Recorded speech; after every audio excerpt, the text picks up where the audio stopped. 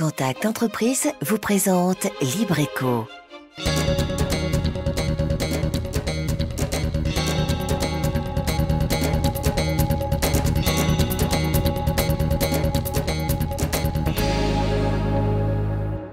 Salut à tous, c'est Libreco. Ce soir encore, on se retrouve pour découvrir une entreprise de Lille, aller à la rencontre de ceux et celles qui la font vivre. Voici donc le sommaire de ce soir. On met l'accent sur l'immobilier d'entreprise à travers l'activité de la SCI, les Hautes-Californie, un secteur important pour l'activité économique qui nécessite une certaine expertise, nous le verrons. Administrateur de biens, une profession qui a souvent eu mauvaise image, accusée d'amasser de l'argent sans y faire. À la SCI, les Hautes-Californie, la réalité contredit ce stéréotype. Le Cupcake Made in Martinique, ce petit gâteau qui faisait autrefois la joie des enfants, débarque chez nous depuis un peu plus d'1 an. Une entreprise en a fait sa spécialité. Sans oublier les chiffres et données économiques de Lille. Vous êtes prêts? Nous aussi. Libreco, c'est parti. L'immobilier d'entreprise, un secteur crucial pour l'activité économique du département. À la SCI, les Hautes-Californie, la crise a fait comme ailleurs des ravages, mais on tente d'amorcer un nouveau départ en s'adaptant aux besoins du marché. Démonstration avec Anne-Sophie Bélanger, François Brigitte et Gaël Dufief. La restauration, le lavage de voitures, rien à voir entre ces activités, si ce n'est le même bailleur. La SCI, les Hautes-Californie, accueille sur ses 12 000 m² une quarantaine d'entreprises. Aujourd'hui, cette société de l'édition cherche à s'implanter. Bonjour. Une nouvelle demande avec des exigences de plus en plus fortes. Ah, c'est un bureau de PDG là. L'accessibilité, la modernité du local, tout sera passé au crible avec succès. Bon, tu as les éléments, je pense que ce local me paraît approprié. On y va? On y va. Alors, monsieur Larocher, qu'est-ce que ça a donné? Eh bien, on a pu trouver un terrain d'entente. Je leur ai fait un petit geste et pourront commencer à habiter les lieux. Et les loyers commenceront à partir du mois de décembre. Affaire conclue donc, pourtant pas sans sacrifice. On lui a offert 1 mois et demi de loyer pour faire la différence. Une nécessité pour rester concurrentiel. Ici, 1/3 des locaux sont vides. La décote des loyers peut atteindre 50%. Leur niveau a été revu à la baisse, 12 € le mètre carré. Dans un contexte, la crise, ou davantage qu'attirer des créateurs d'entreprises, le véritable défi, c'est de gérer l'agonie de celles qui existent déjà. Oui, alors, par exemple, ce local-là, vous voyez qu'il est fermé. On suppose que c'est un dépôt de bilan et que bientôt on va recevoir un courrier de l'administrateur. Ce qui est d'ailleurs pour nous un problème parce que les liquidateurs gardent les locaux pour vendre la marchandise de leurs clients et puis nous on n'est pas payés pendant ce temps. Les banques ne suivent pas tellement au niveau des besoins en fin de roulement.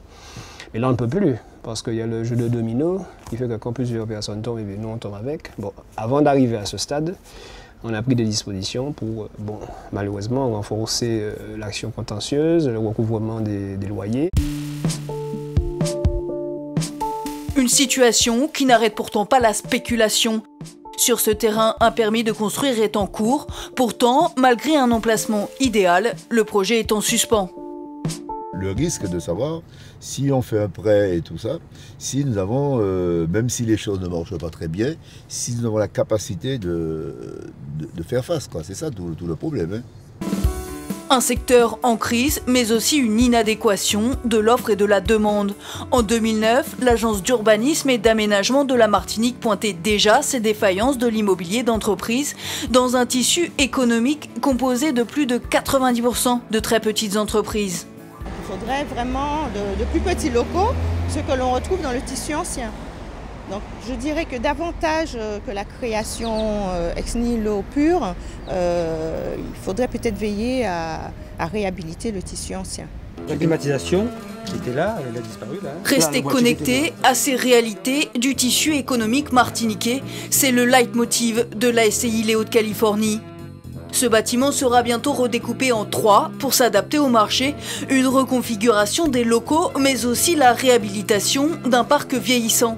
Avant, on parlait d'entretien, aujourd'hui c'est de chantier qu'il est question. Une fois qu'on dépasse les 10 mètres, c'est des gros travaux. C'est l'entretien, des fois on fait de l'entretien, mais là c'est vraiment on entame du gros boulot. Là. Compte tenu de la conjoncture, on va plus vers de la réhabilitation que vers de faire de nouveaux locaux. 150 000 € en moyenne engloutis chaque année dans ces travaux, mais aussi de quoi se tourner vers l'avenir. La collecte des eaux de pluie, un système de panneaux solaires, alors que de nombreuses entreprises sont encore sur le quai de gare. La SCI, les Hauts-de-Californie, a pris le train du développement durable. Dans un bâtiment comme celui-ci, qui a 2000 m² de panneaux solaires, c'est une économie d'énergie très importante et ça correspond à la consommation de 40 foyers martiniquais.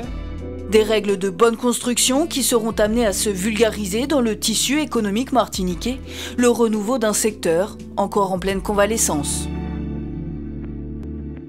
Eh bien, c'est ce que nous allons voir tout de suite avec M. Frédéric Laouché qui nous a rejoint. Bonsoir, M. Laouché. Bonsoir, monsieur. Vous êtes le gérant donc de la société Les Hauts-de-Californie, la SCI Les Hauts-de-Californie. Oui. Alors, la crise a eu de fortes conséquences, et on l'a vu pour votre activité. Aujourd'hui, avec un tiers des locaux vides, un tiers des loyers impayés, comment parvenir à garder la tête hors de l'eau? D'abord, la chance que j'ai eue aussi, c'est que ces investissements-là ont été faits dans le temps. Et je n'ai pas de prêt en cours. Alors, vous êtes en autofinancement? J'ai un autofinancement, par conséquent, j'arrive à faire face. Et puis, bon, je gère la gestion, j'ai une petite équipe, et nous gérons les choses de très très près. Ce qui fait que nous arrivons quand même à nous en sortir. Et puis, c'est une présence de tous les instants. On vous voit sur ce reportage, vous êtes là. En fait, il faut suivre ces infos. Il faut suivre, il faut être très très strict, à tout niveau, au niveau des locataires. Mais même au niveau du personnel, il faut donner l'exemple déjà pour commencer et suivre les choses de très très près. Et puis j'ai la chance aussi, je dois le dire, que j'ai une équipe qui est très performante, que j'ai bien formée. Nous verrons ça tout à l'heure d'ailleurs avec un reportage sur ce sujet, mais justement vous êtes un observateur privilégié du secteur. Est-ce que selon vous la situation est en train de se réguler? Quel est l'état des indicateurs selon vous? Moi, je n'ai pas le sentiment que la situation se régule. Hein. Mon sentiment, c'est que les choses sont statiques, hein, que les choses n'évoluent pas. Et que, pourtant, notamment la Martinique, je pense qu'il y aurait des choses à faire. Mais il faudrait que tout le monde se mette ensemble pour essayer de trouver des solutions. Moi, j'ai des idées, mais enfin, il faudrait que tout le monde se mette ensemble pour trouver des solutions. Vous allez nous donner quelques pistes dans un instant, mais la crise a aussi poussé l'immobilier d'entreprise à revoir son offre, hein, locaux plus petits. Comment vous-même, vous repensez l'ensemble de votre parc? Mais dans l'état actuel des choses, je ne fais pas de gros investissements, hein, je n'investis pas. Bon, je réhabilite. Hein. Bon, on améliore, on réhabilite, on reste quand même dans un système relativement restreint parce qu'on n'a pas les moyens d'investir beaucoup de... Cependant, on réalise quand même certaines choses pour que les choses continuent à fonctionner. C'est ça, parce que le contexte est difficile. Justement, quels sont les détails qui optimisent une location aujourd'hui? Celui qui veut se tourner vers la location donc dans l'immobilier d'entreprise, quels sont les détails qui optimisent? Mais il y a d'abord l'accès. Il y a l'accès, il ne faut pas que vous ayez des locaux qui soient trop loin des centres. Hein, des voies d'accès. Il faut qu'il y ait du passage, comme on dit. Il faut qu'il y ait du passage, il faut des parkings, il faut la sécurité, il faut aussi... Oui, parce qu'aux États-Unis, on dit no parking, no business, c'est ça? Nous, moi, la chance que j'ai eue, je me suis projeté de telle sorte que nous ayons de vastes parkings. Le lieu, il y a la sécurité aussi, une question de sécurité, et puis les locaux sont bien adaptés au marché de la Martinique. Ce ne sont pas de gros locaux, hein, c'est-à-dire que quelqu'un qui veut un bureau de 30-40 mètres carrés, on peut lui trouver ça. Et en même temps, quelqu'un qui veut un local de 1000 mètres carrés, on peut aussi lui trouver ça. Vous voyez, c'est assez diversifié et ça ne fonctionne pas trop mal. Même avec la crise, on arrive quand même à s'en sortir, puisque, bon, voilà. Alors, Monsieur Laouché, si j'ai bien compris, vous orientez plutôt vers la réhabilitation de votre parc, plutôt que la création de locaux neufs, à l'inverse des pouvoirs publics qui investissent sur des locaux neufs, notamment à travers les pépinières d'entreprise, c'est-à-dire qu'ils accompagnent les jeunes créateurs d'entreprises pendant quelques années, et puis après, donc, ces créateurs d'entreprises-là volent de leurs propres ailes. Mais après, on constate que régulièrement, eh bien, les entrepreneurs passent à côté de charges comme le loyer, etc. Ils ont du mal à s'adapter à la réalité. Est-ce que ce n'est pas une preuve, selon vous, que les entreprises ont une mauvaise appréciation de la réalité du marché? Les nouveaux chefs d'entreprise ou les entreprises? Les nouveaux chefs. Oui, c'est-à-dire que pour être chef d'entreprise, il faut quand même un peu d'expérience, il faut quand même des qualités et qui s'acquièrent avec le temps, avec la personnalité. Et tout le monde n'a pas ce qu'il faut pour être chef d'entreprise. Hein. Je le vois, moi, je regarde un petit peu mon parcours. Bon, pour tenir, il faut quand même avoir des qualités qui sont quand même... il faut quand même des qualités. Mais est-ce qu'au regard de votre expérience, justement, à travers le contact que vous avez avec vos locataires, donc les chefs d'entreprise, est-ce qu'ils intègrent facilement ces charges, le loyer, etc. Est-ce que, après quelques années, quand vous regardez en arrière, vous avez le sentiment que les chefs d'entreprise ont une maîtrise de cette partie de la gestion? Les locataires que j'ai, ce sont de vieux locataires, de très vieux locataires. Par exemple, chez nous, il y a des entreprises... Quand vous dites de vieux locataires, c'est-à-dire qu'ils sont là depuis des années. Depuis l'ouverture du centre, hein, ça fait plus de 20 ans. Hein, ils sont, je prends le cas de la Brinks, NCR, ce sont de très anciens locataires, et les choses se passent très très bien. Bon, et la chance que j'ai, je n'ai pas de nouveaux locataires. Vous n'avez pas de problème de paiement de loyer, alors, à votre niveau? Oui, on peut avoir des entreprises qui ont quelques difficultés à payer le loyer, mais on arrive à trouver des solutions. Bon, j'ai des entreprises qui ont du mal. C'est ça, parce qu'on pourrait se dire que c'est une réalité dans le contexte de crise économique. Non, il faut avouer, il y a des entreprises qui ont des difficultés à payer leur loyer. Mais je pense que, bon, comme ce sont des entreprises que nous connaissons bien, ce sont des entreprises qui ont, ils ont des difficultés passagères. Bon, mais dans le temps, on prend des conditions de règlement et elles arrivent quand même à faire face à leur loyer. Très bien, vous restez avec nous, Monsieur Laouché. Alors, on va parler du métier d'administrateur de biens, une profession qui a souvent eu une mauvaise image, hein, et accusée d'amasser de l'argent sans rien faire, ni lever le petit doigt. Eh bien, à la SCI Les Hauts-de-Californie, la réalité contredit ce stéréotype. Voyons comment.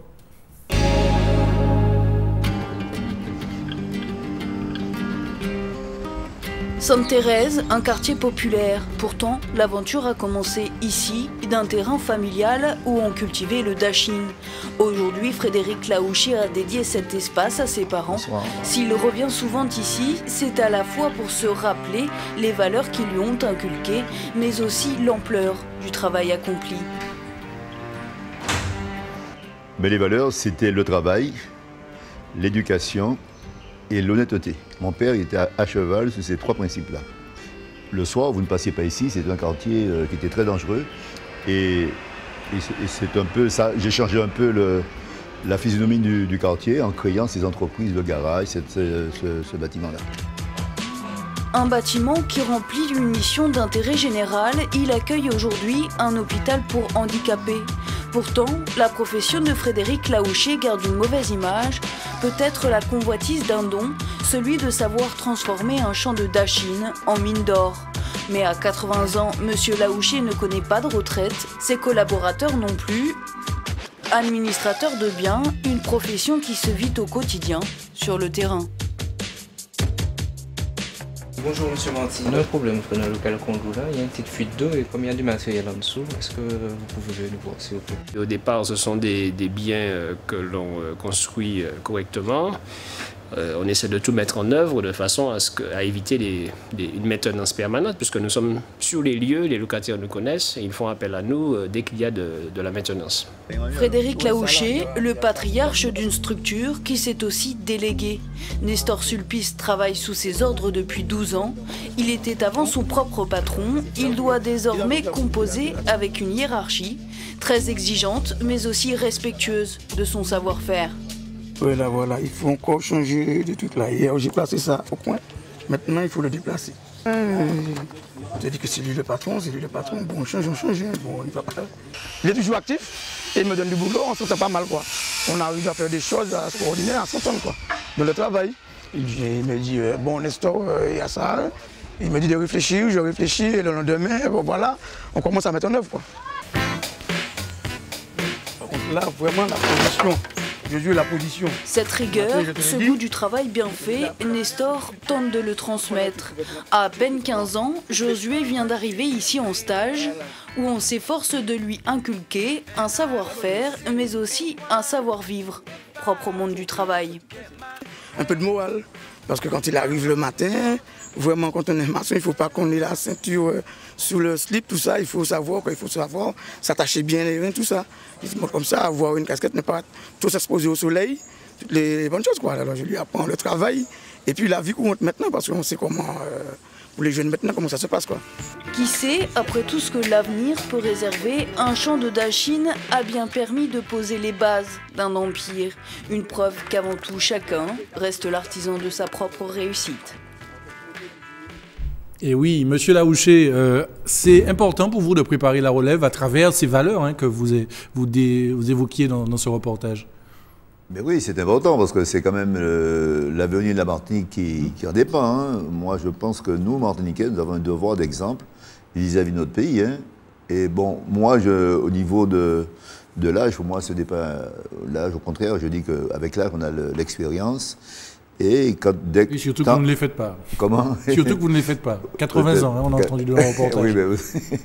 Oui, mais moi, je trouve que, mon sentiment, c'est que nous, Martiniquais, nous avons le devoir de nous engager pour notre pays, parce que si on ne le fait pas, qui le fera pour nous?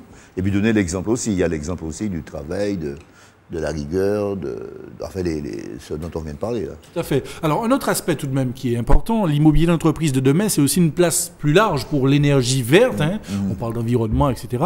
Un comportement éco-responsable, mais qui va aussi devenir obligatoire avec les prérogatives des Grenelle 1 et puis le Grenelle 2. Est-ce que cela va engager de nombreux travaux pour vous, à votre niveau, au niveau du parc? Vous verrez que j'ai déjà précédé un peu tous ces dispositifs réglementaires. Voilà, puisque je vous dis, sous tous les bâtiments que j'ai, il va y avoir au moins... Bon, sous les bâtiments, j'ai mis des plaques de photovoltaïques. À mon avis, il y a au moins pour 5-6 000 mètres carrés. Donc vous avez des panneaux solaires sur la plupart de vos locaux? Ouais, tous les locaux ont des panneaux solaires. Par ailleurs, même au niveau de l'eau, hein, j'ai créé des bocs de lavage il y a à peu près un an et demi. Et là aussi, j'ai fait l'acquisition de comment il appelle? De réservoirs d'eau. J'ai fait l'acquisition d'une dizaine de réservoirs d'eau de 6500 litres. Et les bocs de lavage fonctionnent avec de l'eau de pluie. L'approche environnementale est une donnée importante pour vous? Ah oui, pour moi, je trouve que nous, Martiniquais, nous avons un devoir, nous avons un pays qui est très beau.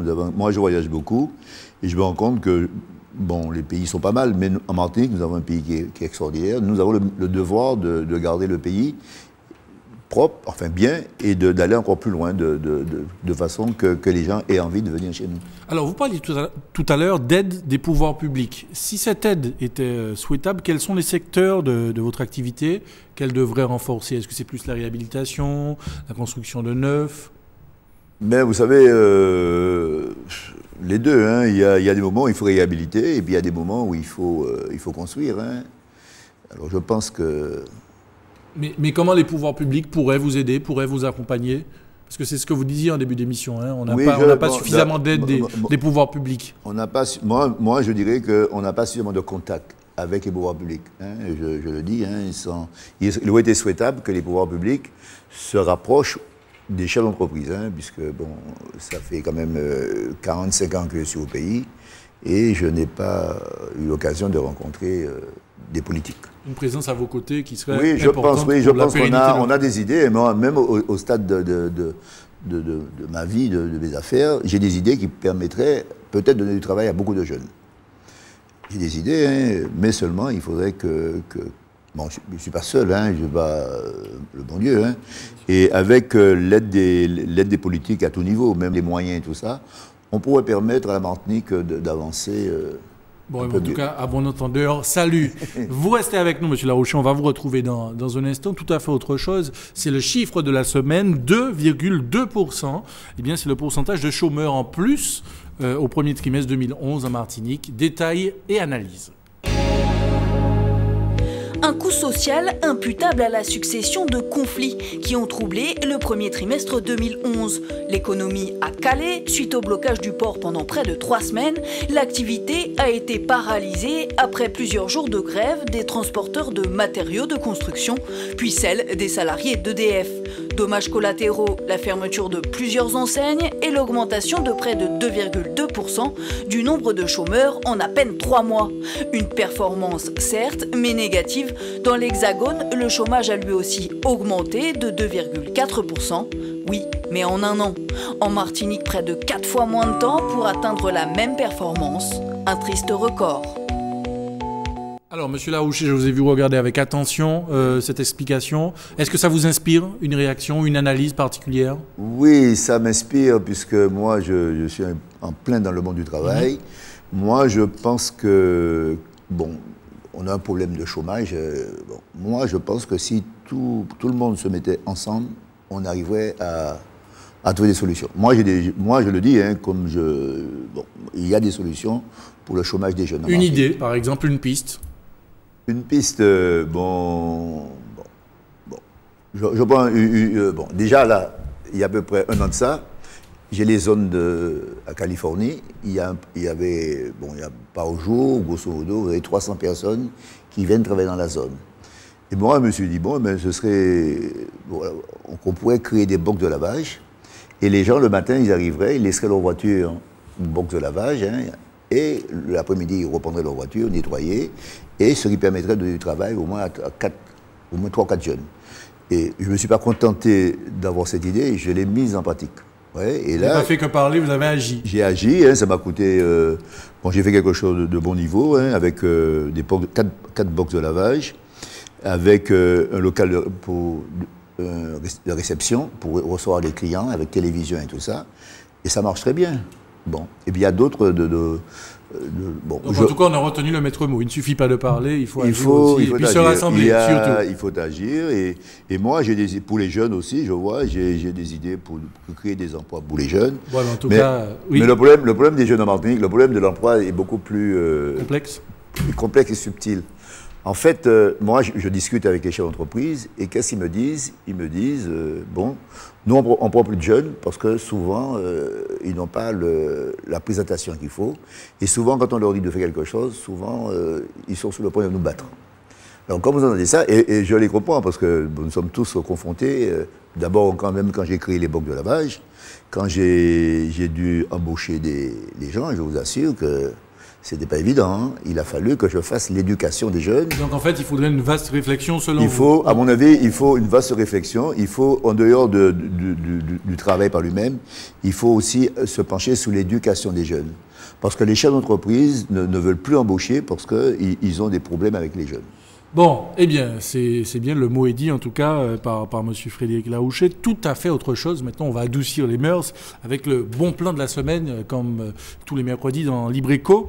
Anaïs Gourmande, Red Velvet ou encore Crazy Choco, autant de noms qui nous ramènent à un seul et même gâteau, le cupcake. Ce petit gâteau qui faisait jadis la joie des enfants est remis au goût du jour et séduit maintenant les adultes. Une société en a fait sa spécialité. Découverte gourmande avec Peggy Finel-Ferréol. Alors, on va se laver les mains, après je vous équipe et on y va. L'équipement, c'est un tablier. Durant 2 heures, Julie, Camille, Delphine et Sonia prennent d'assaut cette cuisine. Les ustensiles. Pour la toute première fois, elles participent à un atelier cupcakes. Les cupcakes, ce sont ces petits gâteaux au glaçage attrayant qui viennent d'Angleterre et des États-Unis. Au boulot. Coupez le beurre en petits morceaux et 250 g de sucre. En véritable coach culinaire, Nancy impose la cadence. Prenez de la farine, versez dans la terrine, 4 mains bien pesées, autour d'un puits creusé. Pour ce qui est des ateliers, c'était un projet dès le départ, en fait, dans la conception de Cookhill, c'était la vente aux particuliers, aux entreprises et les ateliers. Parce qu'en fait, c'est une autre approche. Ça permet de partager, c'est un moment d'échange avec les gens. J'ai trop mangé de chocolat gras. C'est en cherchant une activité d'appoint, après 1 an de vie en Martinique et un travail à distance, que Nancy crée son entreprise avec le statut d'auto-entrepreneur. Fille d'un chef cuisinier aujourd'hui à la retraite, elle a toujours baigné dans cet univers de la création gastronomique. Hop. Voici vos œuvres. Waouh! Bravo! Bravo! Le succès est rapidement au rendez-vous. Près de 10 000 cupcakes chacun plus créatif que le précédent, ont été vendus depuis le début de l'aventure. C'est l'avantage du cupcake, c'est qu'il permet d'être personnalisé à l'infini, aussi bien à l'intérieur du gâteau qu'à l'extérieur. On peut aussi jouer sur les allergies et donc en faire sans lait, en faire sans gluten, ça c'est possible aussi. Chaque cupcake est une pièce unique. Des cupcakes au mojito ou encore au chocolat noir et piment végétarien confit, Cookie's s'adapte aux saveurs à prix fixe, entre 1,50 € et 3 € en fonction de la taille. Pour la matière première, Nancy a fait le choix des produits locaux. Les ustensiles et autres décorations, sucre coloré ou encore paillettes, sont commandés à l'étranger. J'aime beaucoup la pâtisserie à la base, mais voilà, le côté glaçage, le côté décoration, c'est très inventif. On fait vraiment ce qu'on veut. Et oui, rien que ça déjà, c'est sympa. Bonjour, enchantée, Nancy. Très rapidement, Cookie's élargit sa palette d'activités aux grands événements, anniversaires, baptêmes ou encore mariages. Donc là, c'est pour vous montrer d'aspect. Là, le ruban sera plus petit. Maëva se marie en décembre 2012 et souhaite une pièce montée en cupcakes. En tout, plus de 150 petits gâteaux couleur de son mariage. Et même si le coût est plus important qu'une pièce montée traditionnelle, l'attrait de la nouveauté et les portions individuelles ont eu gain de cause. Surtout le fait d'avoir moins de gaspillage de gâteaux, parce que c'est vrai que c'est très bon les gâteaux traditionnels, mais c'est vrai que moi j'ai trouvé que c'était plus original. Et le cupcake semble s'adapter parfaitement à cette grande occasion. Depuis le début de l'année, Cookie's a participé à une vingtaine de mariages. Un peu de fraîcheur, de modernité, de couleurs aussi, de touches de couleurs, même si on peut rester dans la traditionnelle ivoire-argent par exemple. Mais ça peut rendre quelque chose de très joli aussi. Ça change juste du gâteau traditionnel et surtout il n'y a pas à le découper. Après un peu plus d'1 an d'existence, l'entreprise s'enrichit d'un deuxième point de vente, toujours en complément des livraisons. Pour la suite, Cookie's prévoit de s'implanter en Guadeloupe. Eh bien, ça donne fin tout cela. Monsieur Laouché, alors on a quasiment fini, on n'a plus beaucoup de temps malheureusement. Les perspectives de développement pour la SCI les Hauts-de-Californie, l'avenir de cette société? L'avenir, pour moi, pour le moment, c'est sans histoire. Les choses se passent très bien.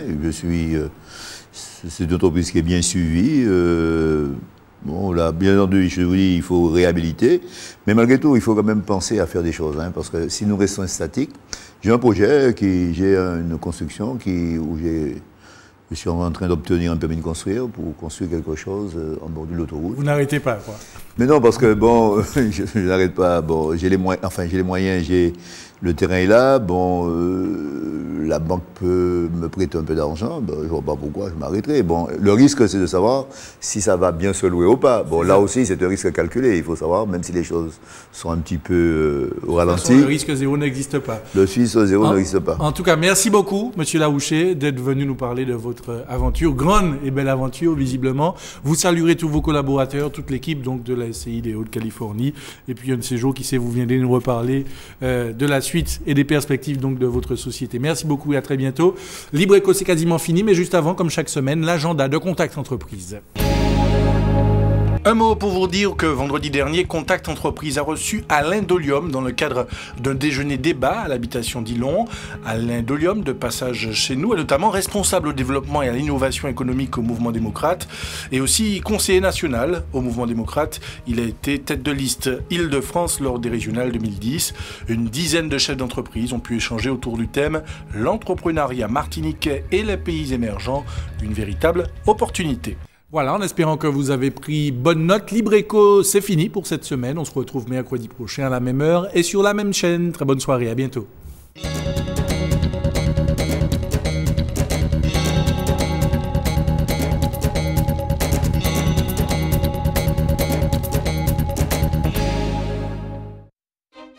Contact Entreprise vous a présenté Libre Éco.